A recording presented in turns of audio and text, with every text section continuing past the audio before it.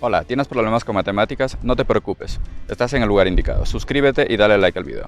Mi nombre es Mario y en el video de hoy revisaremos lo que son las funciones matemáticas. Vamos a ello.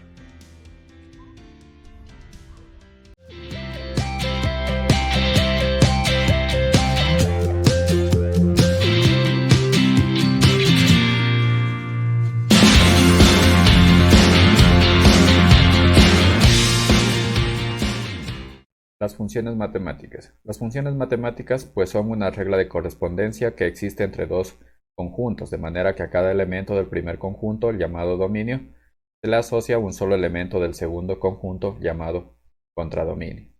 Explicando de manera gráfica, si tenemos dos conjuntos, conjunto A y un conjunto B. El conjunto A correspondería a lo que es el dominio, mientras que el conjunto B correspondería a lo que es el contradominio. El conjunto A estaría formado por los elementos x sub 1, x sub 2, x sub 3 hasta x sub n, mientras que el conjunto B estaría formado por los elementos y sub 1, y sub 2, y sub 3 hasta y sub n. Por tanto, la función pues viene a ser la regla de correspondencia que existe entre estos dos conjuntos, de tal manera que a cada elemento del conjunto dominio le corresponde un solo elemento del conjunto contradominio. Entonces esa función viene a ser la relación de correspondencia. Por lo que, por ejemplo, al elemento x sub 1 le corresponde el elemento y sub 1. El elemento x sub 2 le corresponde y sub 2. A x sub 3 le corresponde y sub 3. Y así sucesivamente hasta llegar a x sub n, que le correspondería el elemento y sub n. Por lo que esto sería el ejemplo de una función. También puede darse el caso que tengamos dos conjuntos, conjunto A y conjunto B, con los mismos elementos, x sub 1, x sub 2, x sub 3, hasta x sub n, y el conjunto B con y sub 1, y sub 2, y sub 3, hasta y sub n. En este caso vamos a indicar que al elemento x sub 1 le corresponde el elemento y sub 1, pero también le corresponde el elemento y sub 2. A x sub 3 podemos decir que le corresponde y sub 3, pero también vamos a indicar que le corresponde y sub 2. En este caso podemos observar que al elemento x sub 1 pues se lo asocia con dos elementos del conjunto 2, que sería el contradominio. Y al elemento x sub 3 de igual manera se le asocia dos elementos del conjunto 2, por lo que no se cumpliría la regla de correspondencia que nos indica en el concepto o en la definición de función, que a cada elemento del conjunto dominio se le asocia un solo elemento del conjunto contradominio. Por lo tanto, esto no corresponde a un ejemplo de función. Bien, ahora ¿cómo escribimos la función matemática? Podemos observar que y sub 1 en este caso va a ser igual a x sub 1, o le corresponde x sub 1, pero a través de esta relación de correspondencia f. Por lo tanto, para poder escribir la función, lo haríamos de la siguiente manera. Y va a ser igual a x, pero que va a estar relacionado por esta regla de correspondencia. Es decir, que y va a ser igual a f de x, donde x es la variable independiente y y viene a ser la variable dependiente, mientras que f viene a ser la relación de correspondencia. Bien, ahora las funciones pueden especificarse de varias formas: implícita, explícita o en notación de funciones. Por ejemplo, si expresamos la función en forma de ecuación, ¿cómo se encuentra esta representada? Tenemos como ejemplo lo siguiente. Para una ecuación que representa una función x cuadrado más 2y es igual a 1, decimos que se encuentra expresada en forma implícita. ¿Por qué decimos que se encuentra expresado de forma implícita? Debido a que en este caso no podemos ver con claridad cuál es la relación que existe entre la variable independiente y la variable dependiente y. Por ejemplo, si le asignamos un valor arbitrario a la variable independiente x, no podemos saber con exactitud cuál va a ser el valor de la variable dependiente y, en esta forma en la que se encuentra expresada la función. Otro ejemplo de ecuación sería la siguiente. Decimos que en este caso esta ecuación está expresada de manera explícita, debido a que en este caso podemos ver claramente cuál es la relación que existe entre la variable independiente x y la variable dependiente y. Es decir, cualquier valor arbitrario que le asignemos a la variable independiente x, podemos saber de forma clara cuál es el valor que va a tener la variable dependiente y. Otro ejemplo de ecuación sería f de x es igual a la ecuación anterior. Como habíamos visto anteriormente, y es igual a f de x. En este caso estamos asumiendo directamente que f de x pues va a ser igual a esta ecuación que tenemos en el ejemplo anterior. Por lo que en este caso decimos que esta ecuación está expresada en notación de funciones. A continuación, revisemos un ejemplo sencillo de funciones. Por ejemplo, si usted presta la cantidad de $500 al 10% de interés anual, ¿cuál es la cantidad de dinero que recibiría usted después de un año? Para poder resolver este problema, debemos determinar cuál es la función que nos va a dar esta cantidad de dinero que vamos a recibir después de un año, es decir, la solución. Empezamos por asignar el valor de la variable independiente, que en este caso sería los $500, es decir, x va a ser igual a $500. Por otro lado, lo que deseamos es encontrar la variable dependiente y, que va a ser igual a f de x. Es decir, esa función va a ser igual a el valor que he prestado de dinero, que es una cantidad de x, más el interés después de un año. En este caso, el problema nos indica que va a ser el 10% de interés anual, por lo que sería 0.1 que multiplica al monto prestado de dinero. En este caso sería, esto de aquí correspondería al 10% del monto. Bien, haciendo los reemplazos correspondientes, tendríamos que x pues equivale a $500 más 0.1 que multiplicaría a esos 500, lo que nos va a dar un valor de 500 más 0.1 por 500 sería 50, por lo que al final tendríamos un valor de $550, que es lo que recibiríamos después de un año. Por medio de esto, lo que hemos hecho es establecer la función necesaria para poder calcular o resolver el problema, en este caso para cualquier valor arbitrario de x. En este caso, si el dinero ya no son $500 sino otra cantidad, igual a través de esta función podemos resolver un problema similar. Por lo que si realizamos una tabla de valores, por un lado vamos a tener los valores de x y por otro lado tenemos los valores de y, que es igual a f de x. Podemos realizar para valores, por ejemplo, de 200, de 300, 400, de 500 que ya lo habíamos realizado. Podemos hacer de 600 y así sucesivamente, por ejemplo, de 800.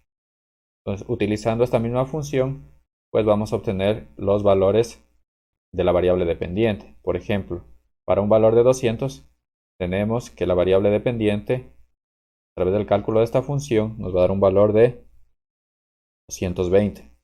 Para 300, pues sería 330. Para 400 sería 440. Para 500, que ya lo habíamos calculado, era 550. Y así sucesivamente. Para 800 sería 880. Bien, entonces ahora a través de las funciones matemáticas, pues hemos podido resolver este problema sencillo. A continuación, revisemos algunas de las propiedades de las funciones. La primera propiedad que vamos a revisar sería la propiedad de continuidad. Entonces, desde el punto de vista gráfico, una función es continua en un punto si la gráfica no se separa en ese punto, es decir, no sufre saltos.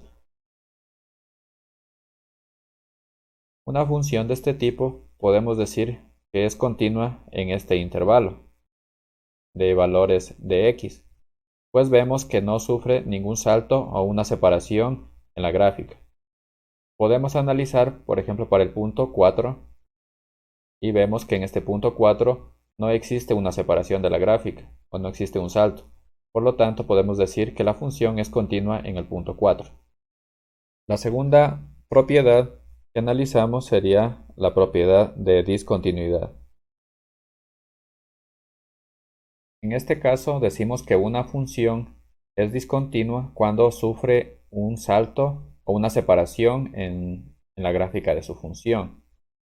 Por ejemplo, una función de este tipo podemos decir que es discontinua en el punto x es igual a 3, en vista de que sufre una separación o un salto en su gráfica.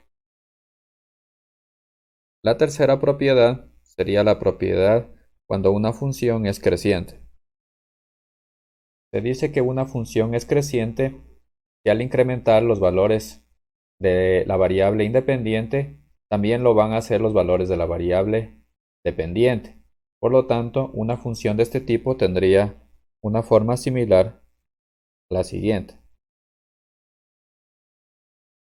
En este caso podemos observar que mientras se van incrementando los valores de la variable independiente x, pues también lo están haciendo los valores de la variable dependiente y. Por lo tanto decimos que la función es creciente en este intervalo. La cuarta propiedad se refiere a cuando una función es decreciente. Entonces decimos que una función es decreciente que al incrementar los valores de la variable independiente x, disminuyen los valores de la variable dependiente y, por lo que una gráfica de una función decreciente sería similar a la siguiente. Como podemos observar, mientras se incrementan los valores de la variable independiente x, pues van disminuyendo lo que son los valores de la variable dependiente y. La quinta propiedad sería la propiedad de simetría. Entonces decimos que es simétrica desde el punto de vista matemático cuando se ve igual en sentido gráfico, y puede esta caracterizarse de forma gráfica, numérica y algebraica. Por ejemplo, una función de este tipo decimos que es simétrica con respecto al eje y, ya que los dos lados se ve igual. La sexta propiedad sería la propiedad de la asíntota. La asíntota es una línea que se aproxima continuamente a otra función o curva para describir el comportamiento de la gráfica o de la función en sus extremos. Por ejemplo, podemos decir que tenemos una asíntota en el punto x es igual a 3. Para la gráfica de la función,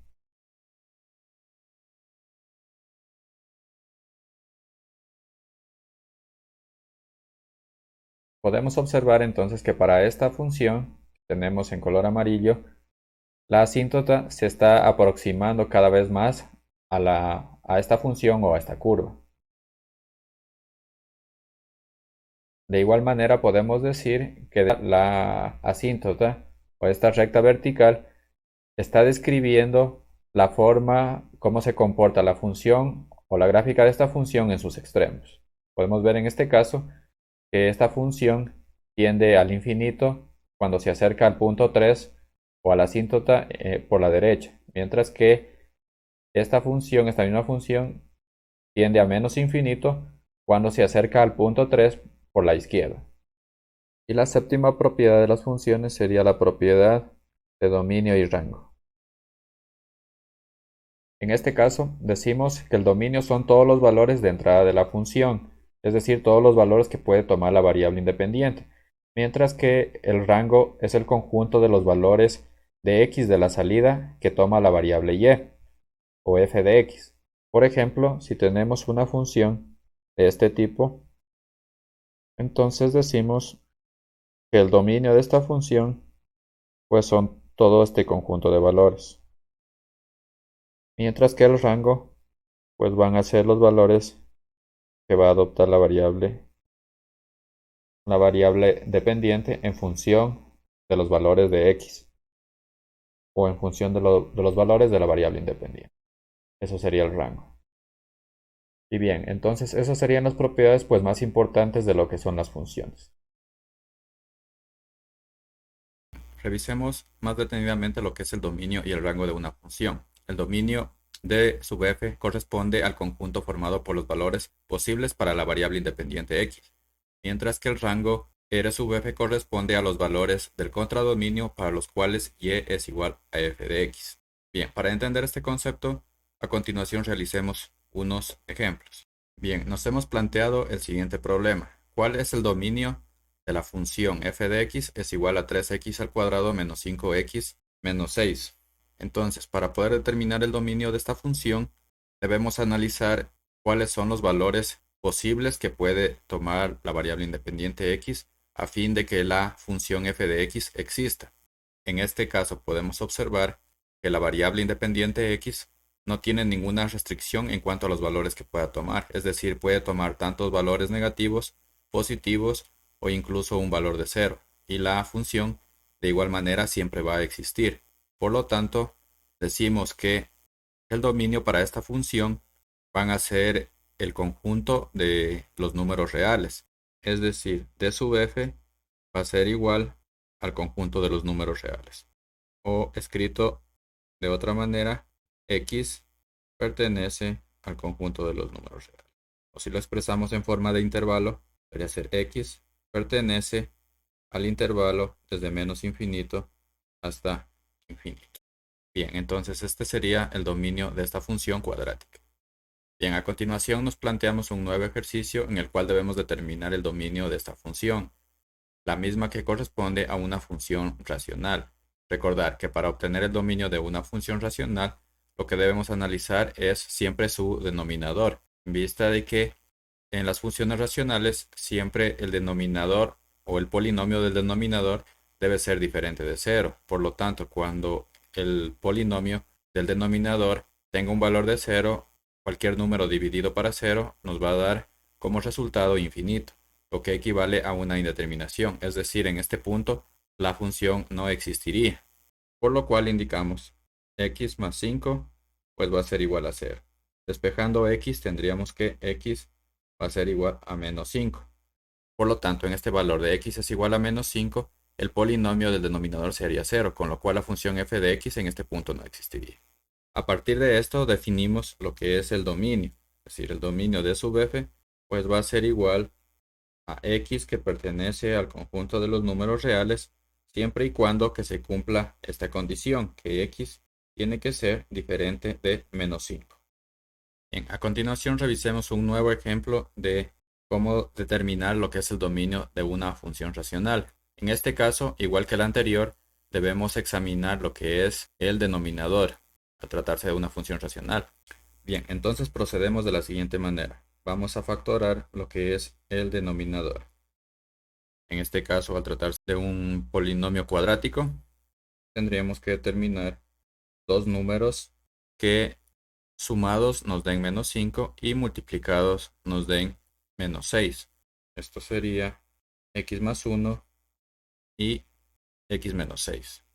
Bien, entonces, en este caso, si analizamos, tenemos que el denominador se va a hacer 0 para valores de x es igual a menos 1, ya que menos 1 más 1 pues tendríamos 0. Multiplicado por este término de aquí, de igual manera nos va a dar un valor de 0 en el denominador. Por lo cual, menos 1, que sería el valor que estamos evaluando, dividido por 0, nos va a dar infinito, lo cual corresponde a una indeterminación. Bien, el otro valor sería cuando x es igual a 6, ya que 6 menos 6 de igual manera nos va a dar un valor de 0. Multiplicado por x más 1 se va a hacer 0.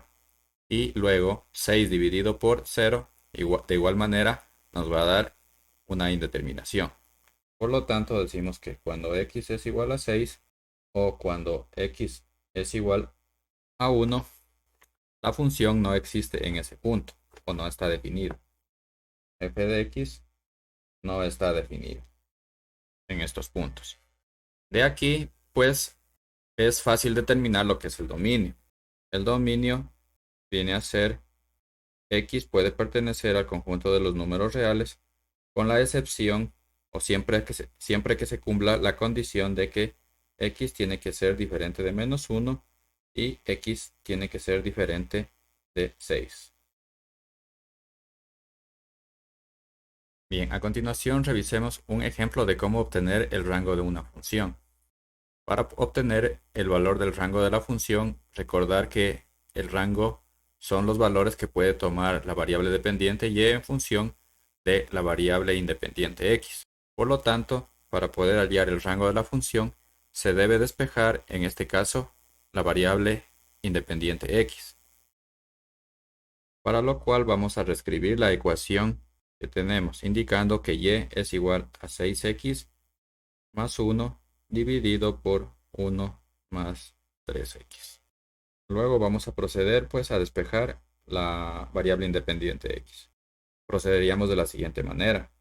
Y va a multiplicar a 1 más 3x y esto va a ser igual a 6x más 1. Por lo tanto tendríamos aquí y que multiplica 1 nos quedaría y. 3x por y nos quedaría 3xy va a ser igual a 6x más 1. Bien, ahora agrupamos los términos que tienen x de un lado de la ecuación. Tendríamos 3xy menos 6x va a ser igual a 1 menos y. Bien, aquí sacamos factor común x, con lo cual tendríamos 3y menos 6 es igual a 1 menos y. Luego despejaríamos y tendríamos 1 menos y dividido por 3y menos 6. Bien, aquí sacaríamos factor común, es decir, x sería igual a 1 menos y dividido por 3 que multiplica a y menos 2. Llegado a este punto, lo que debemos analizar es el denominador. ¿Para qué valores el denominador se hace 0? Entonces podemos observar que cuando y tiene un valor de 2, este término de aquí va a terminar siendo 0. Y cualquier término que tengamos en el numerador dividido por 0, pues nos va a dar igual una indeterminación. Por lo tanto, el rango de esta función pues se va a estar determinado por y pertenece al conjunto de los números reales, siempre y cuando se cumpla la condición de que y sea diferente de 2. Y bien, aquí tendríamos la respuesta. Bien, hasta el momento lo que hemos revisado es la definición de funciones, sus propiedades y las principales características que tiene. Si te ha gustado el video, no olvides suscribirte y darle like al video. Nos vemos la próxima.